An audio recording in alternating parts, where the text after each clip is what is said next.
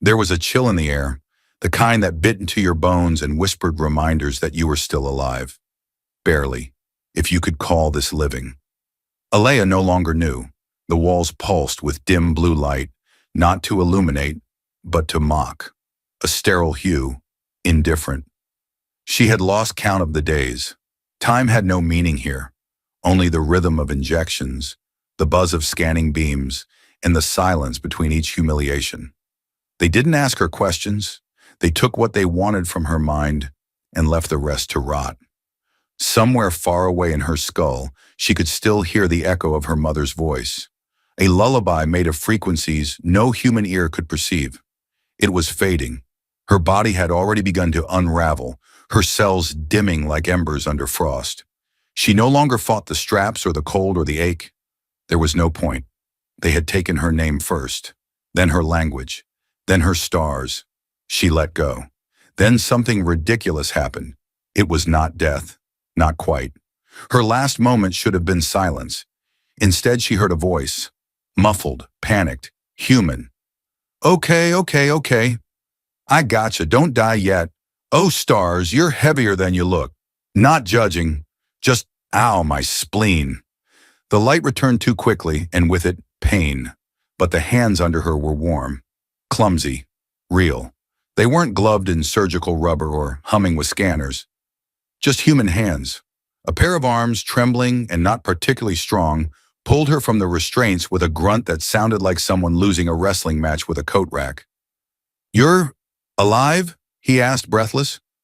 "Well, obviously not doing great, but hey, still blinking. That's promising." She stared at him, eyes slitted, her vision a blur of motion and sweat and terrible hair.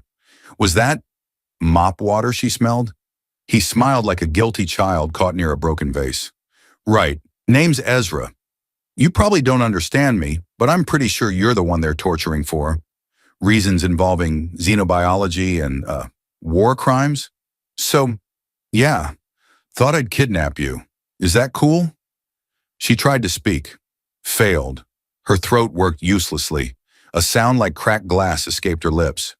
"Okay, talking's later. Let's prioritize not dying in a hallway, yeah?"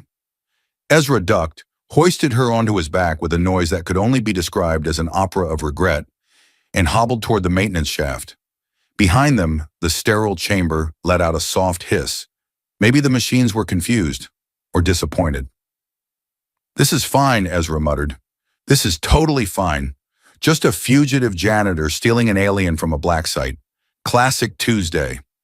They slid into the vent just as the door opened, and a security drone zipped in, chirping suspiciously. Ezra's boot disappeared into the shadows with a squeak. Inside the shaft, it was dark, narrow, and smelled like burnt coffee and despair. "I really hope you don't explode or leak acid," he said, crawling forward. "I'm still paying off a radiation burn from last month." Alea didn't answer, but a spark in her dimming mind flickered. She should be afraid. She should be resisting. But somehow, with every absurd word, every shaky breath, the gravity of her grief loosened its grip. "You're probably wondering why a janitor's rescuing you," Ezra continued, adjusting her weight with a grunt. "Well, truth is, I'm terrible at mopping. Really bad. Like legally questionable." There was something broken in her, but also something laughing, somewhere inside, distantly. He glanced back and saw her mouth twitch, just barely. It wasn't much, but it was enough to make him grin like a lunatic. "See? You get me." They vanished into the guts of the outpost, two silhouettes swallowed by steel and darkness. One broken, one ridiculous, and both far more dangerous than they knew. The shaft coughed them out somewhere beneath Deck 12, behind a rusted service panel that hadn't seen maintenance since the last budget cut. 4 galactic years ago, according to a friendly reminder carved into the wall. "We died here. Love, the plumbing team." Ezra read it out loud and gave it a respectful nod. Mood. He lowered Alea gently onto a nest of old tarp and what might have been a towel once, or possibly an extinct life form. "Home sweet home," he said, then winced. "Sorry, I've been living here." "Don't touch that corner, it bites." Alea didn't answer. She was conscious, technically. Her eyes flickered open now and then, scanning the place like she was assembling data points. She took in the overhead wiring, the humming vent fan with only 3 blades, the bucket of screws labeled cookies, and Ezra, sweaty, out of breath, wearing a jumpsuit 2 sizes too big and a smile 3 sizes too earnest. "Okay," he said, clapping his hands and startling a rat-shaped drone nearby. "Let's review. Your alien royalty or a science experiment? I'm leaning toward royalty. You've got the cheekbones for it. And I'm a glorified janitor with a knack for petty theft and unlicensed software patches. Together we are deeply, deeply screwed." He rummaged through a duffel bag labeled "In Case of Stupidity" and produced a small med kit, 3 expired protein bars, and a half-charged stim pack. "Okay, this part might sting, or it might vaporize a little bit of you. Only one way to find out." The stim pack hissed as he jammed it into her arm. Too fast, too enthusiastically. Alea's back arched. Her hand twitched, instinctively forming the sign of warning from her native language. 5 fingers splayed outward, palm to sky. Ezra interpreted this as a sign of encouragement. "She's getting better already," he announced to no one. "That's the spirit. Stay with me, Sparkles." "Spark! Less!" she rasped, her voice like metal scraped over glass. His face lit up. "You talk." "Okay, first of all, I know that's not your name, but it suits you. Second, I don't know if your vocal cords just rebooted or if I accidentally gave you caffeine in a syringe. But either way, go team." She blinked, slow and deliberate, and tilted her head just slightly. Ezra could almost hear her internal monologue. This was the best my captors could do? A mop-wielding lunatic with a god complex and snack crumbs in his hair? "You probably have questions," he said, sitting beside her on the tarp. "Like, why did this idiot rescue me? Or, why does he smell faintly of lemon cleaner and trauma? Well, long story short, I saw what they were doing to you, and I have a rule. No torture on my watch." There was a long pause. The fan clunked in the ceiling. Somewhere distant, the low wail of an alert siren tried and failed to sound threatening. She turned her gaze to him, eyes glowing faintly. Her kind did not express thanks easily. It wasn't in the language. But she reached forward and, very softly, touched his arm. Ezra froze. "Okay, not gonna lie. That just made all of this totally worth the risk of being atomized." He grinned again, an expression he seemed to default to under stress, boredom, or when encountering vending machines. "You should rest," or he said, standing. "I've got to get us a ship, maybe borrow one, or bribe a guy named Jax who owes me 3 favors and 1 kidney. You just lie there and do your glowy alien healing thing. I'll be back before you can say, Ezra, why is the cockpit on fire?" He ducked out the hatch, whistling a tune from an old Terran cartoon. Alea listened to it echo away, the strangest lullaby she'd ever heard. Alone in the crawl space, she stared up at the shadows on the ceiling.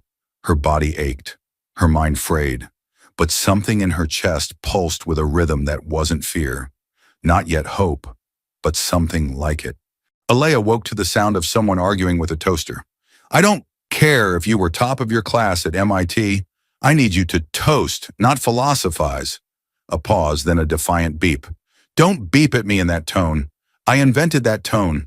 She turned her head slowly, groaning as her muscles protested.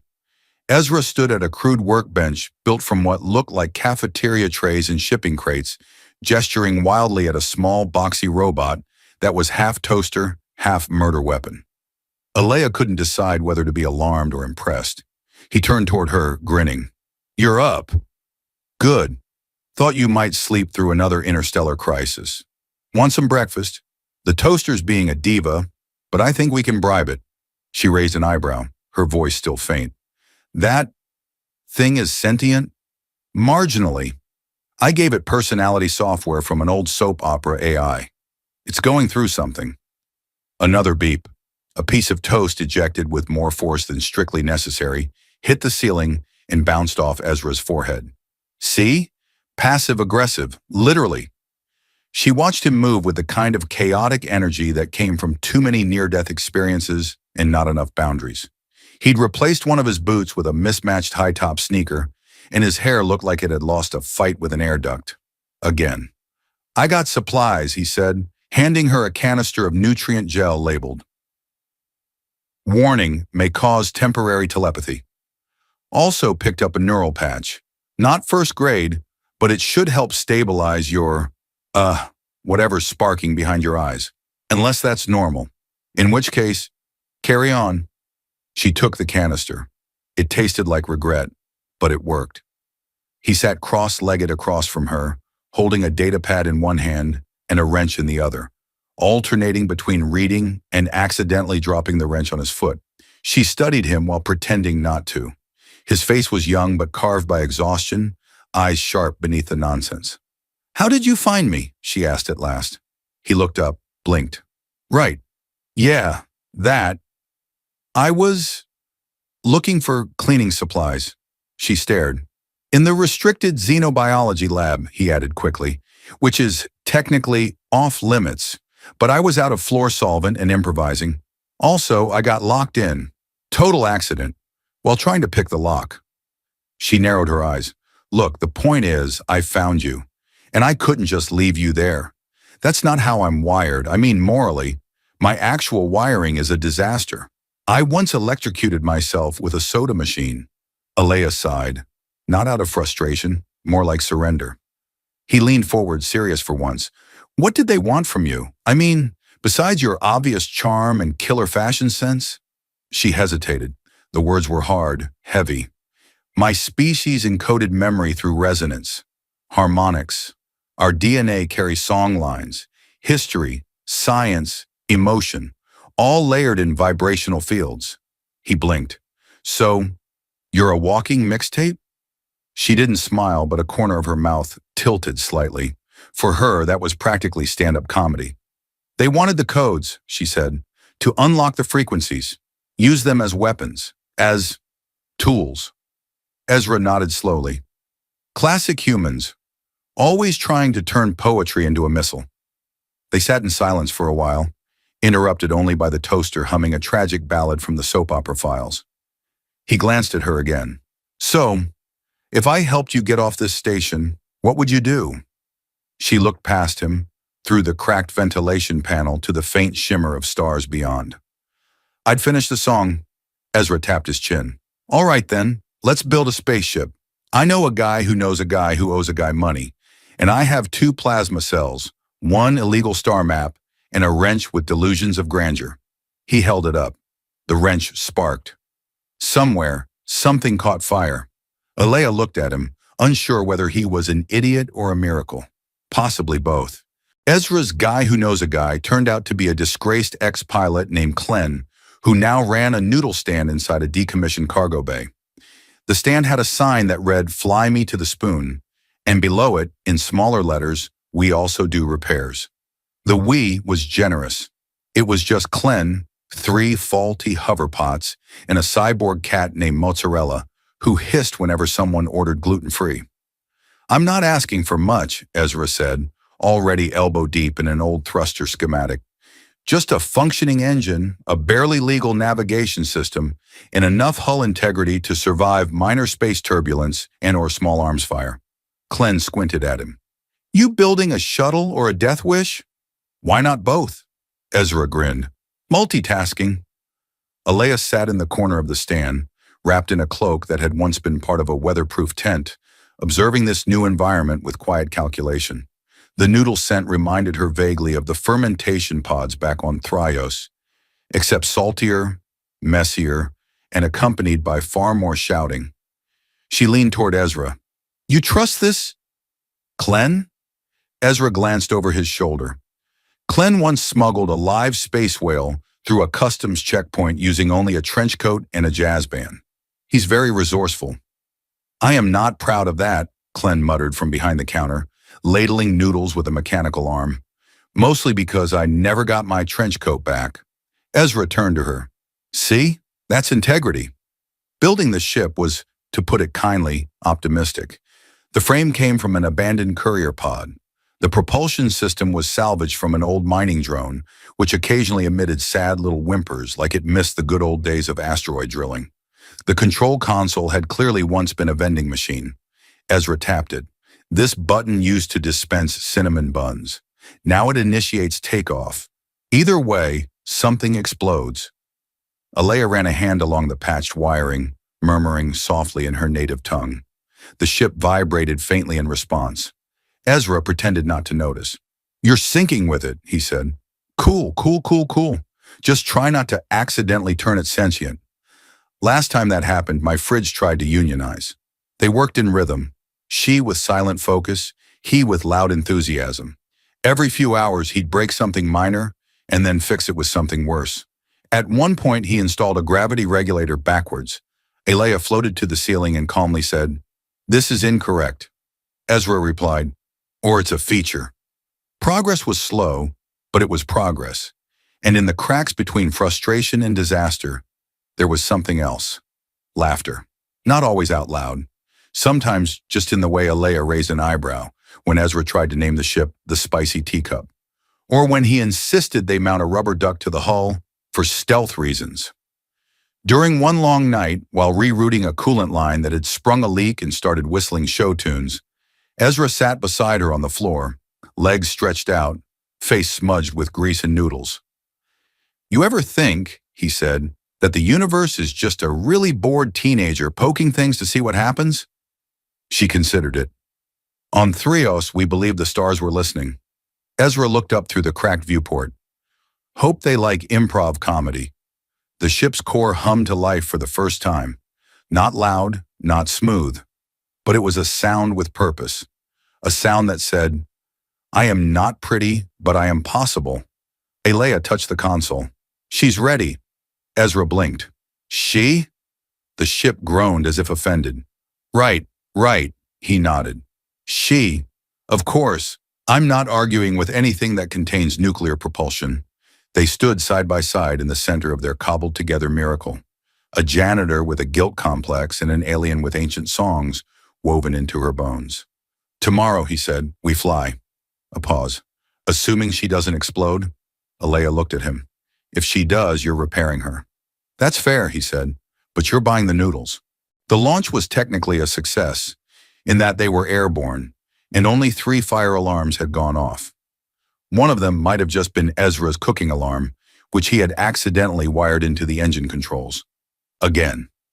Alea sat in the co-pilot seat, watching the stars blur into motion as the patchwork ship groaned its way through low-orbit departure.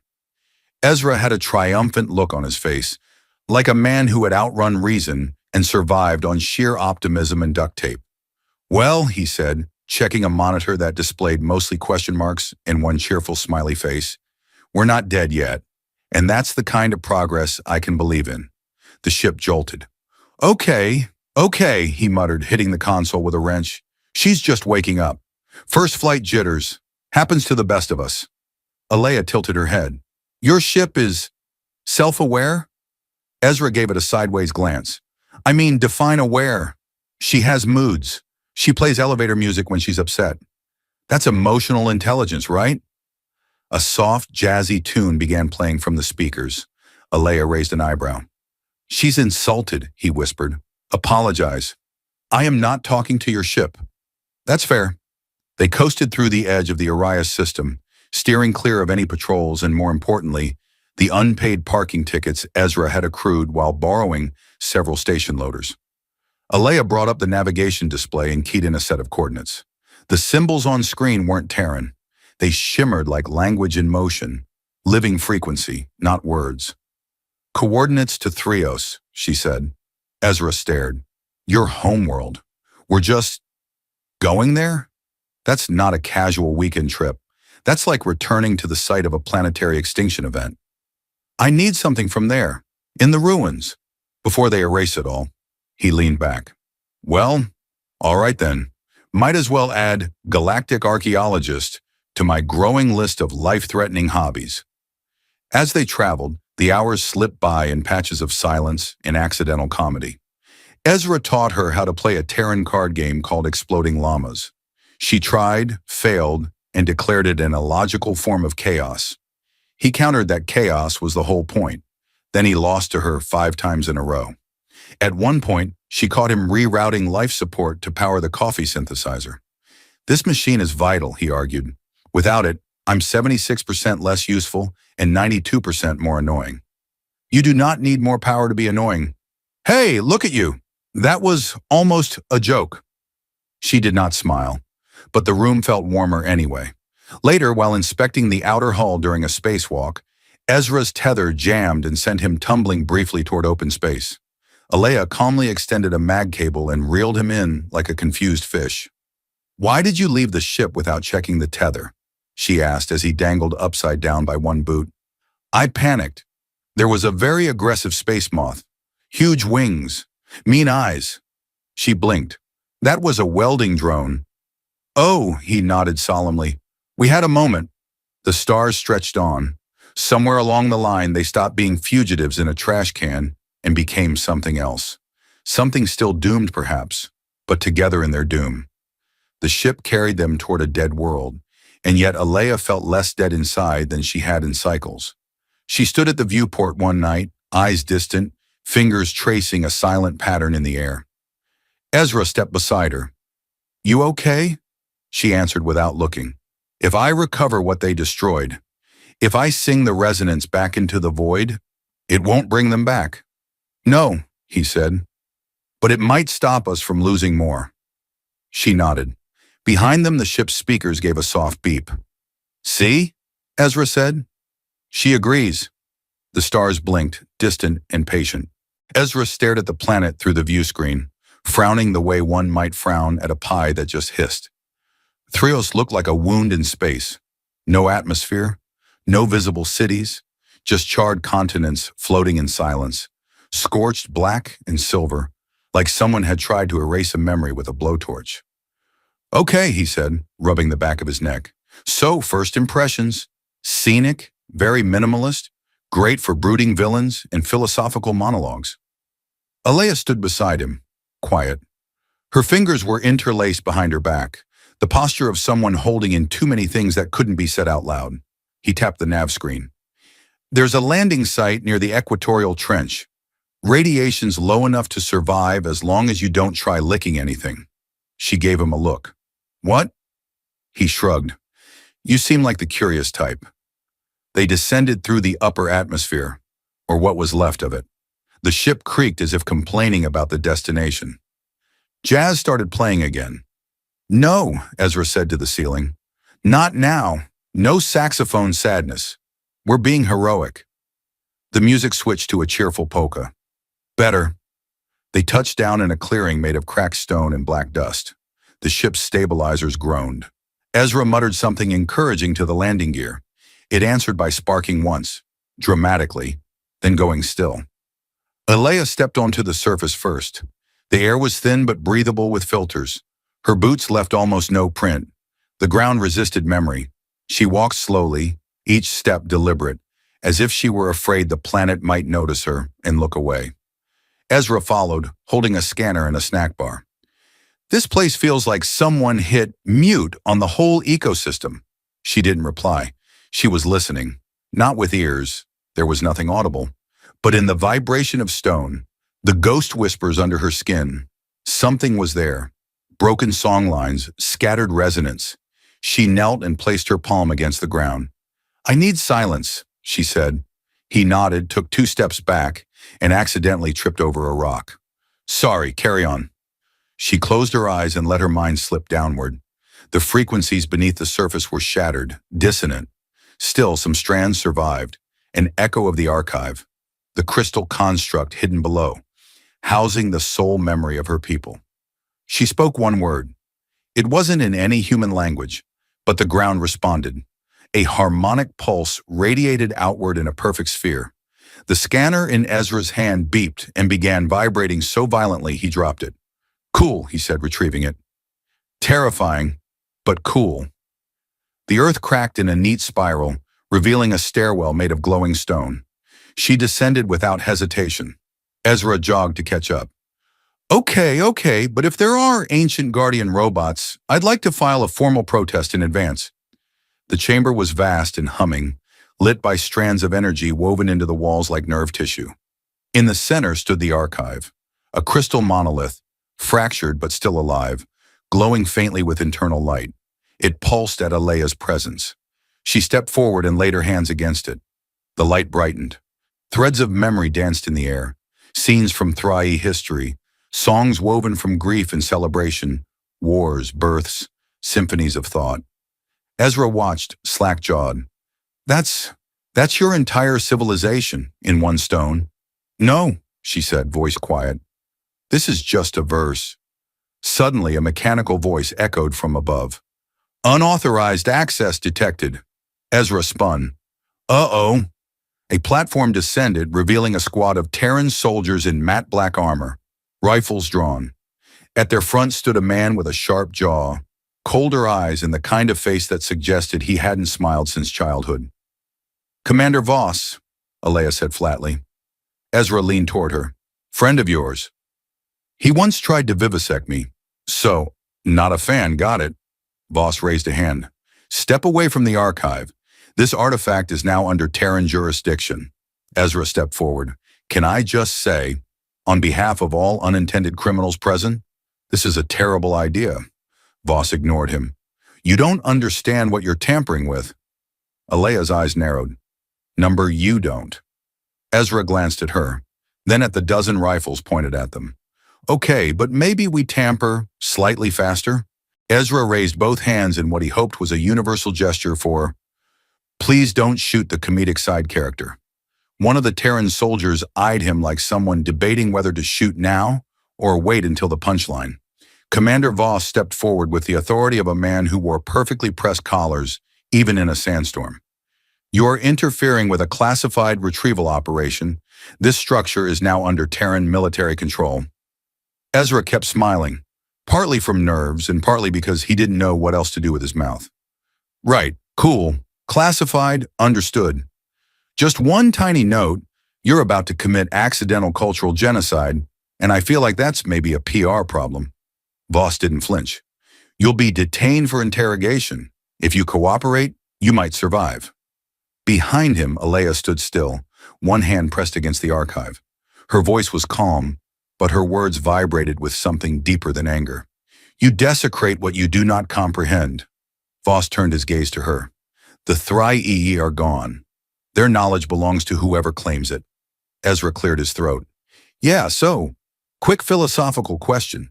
When you say belongs, do you mean, like, museum display or accidentally turned into a black hole weapon? Just trying to set expectations. The soldiers advanced. Ezra tensed.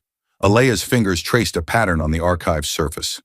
You should run, she said softly. Ezra blinked. Oh no, I know that tone. That's the someone's about to unleash forbidden ancestral power tone. A pulse shot out from the archive. The soldiers froze mid-step. For a moment, the chamber was bathed in sound, low harmonic waves that weren't heard so much as felt. Helmets sparked. Weapons jammed. One soldier spun in a circle, muttering, Mom, before falling over gently. Voss staggered but didn't fall. He raised a weapon. Alea lifted her hand. Ezra grabbed the nearest rifle from a confused soldier and yelled, I have no idea what I'm doing, before hurling it like a javelin. It missed by a meter, maybe 2, possibly 3. Supportive effort, Alea muttered. You're welcome. The archive pulsed again. This time, a ring of energy formed around the chamber's edge.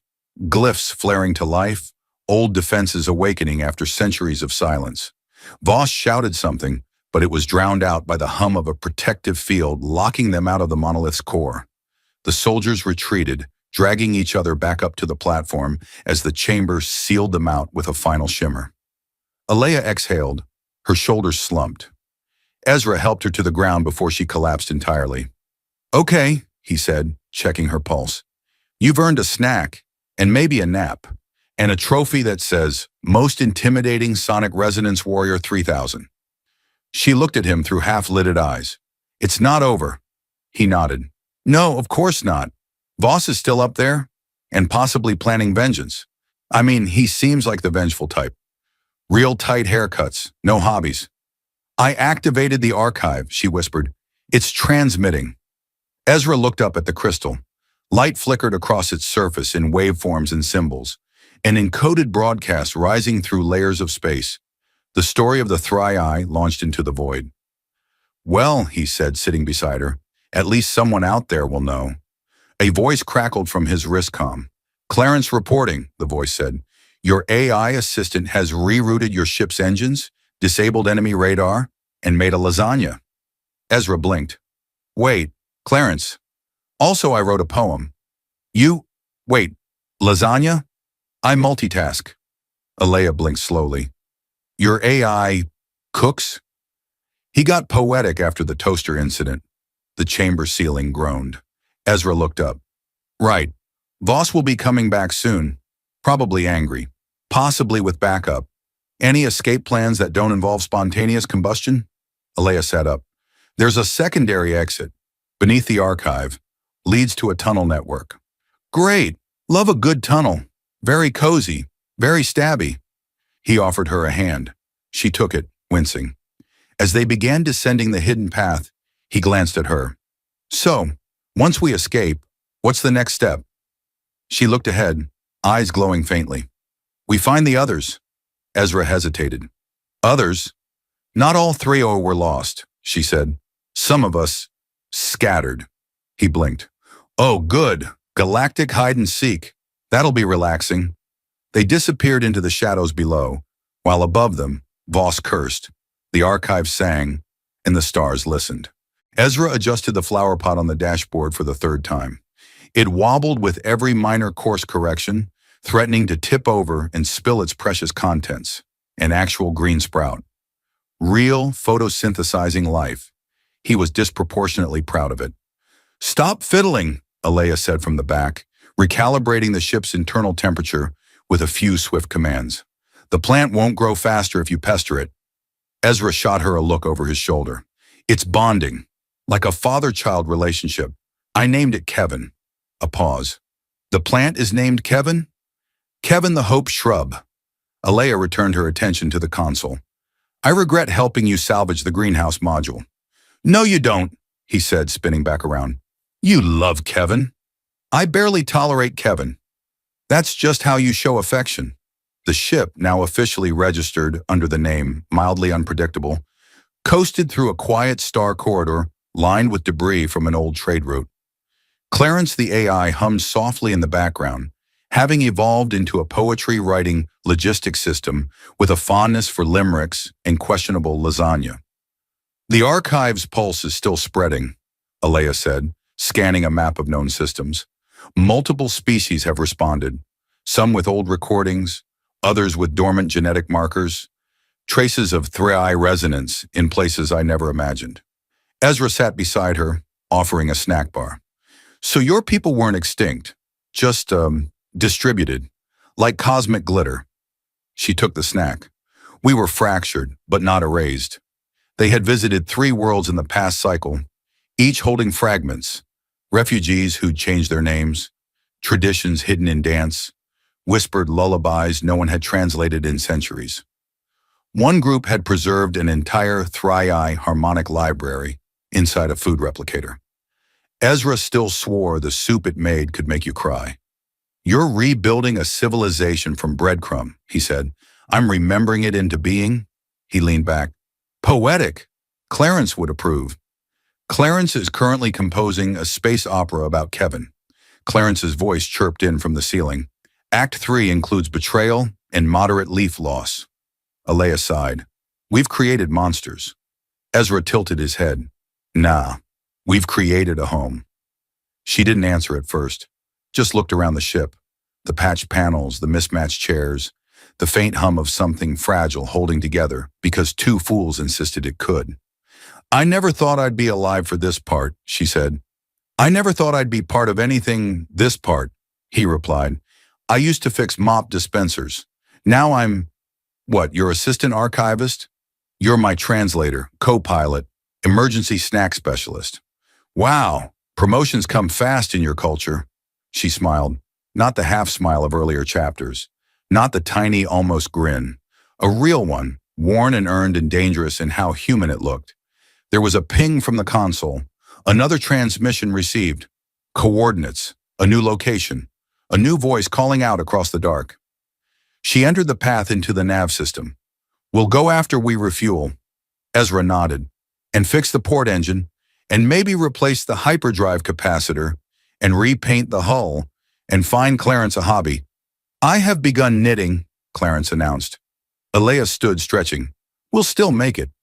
Ezra looked at her as she walked toward the greenhouse module. She paused to adjust Kevin's angle toward the artificial sunlight. You really do like him, he called. I'm emotionally invested, she admitted. Don't ruin this. Later, as the stars curved around their path and another chapter of the Thrice legacy unfolded, Ezra sat in the pilot seat, fingers loose on the controls, and let out a quiet breath. He wasn't lost anymore. Neither was she, and the universe, for once, seemed to hum a note in tune.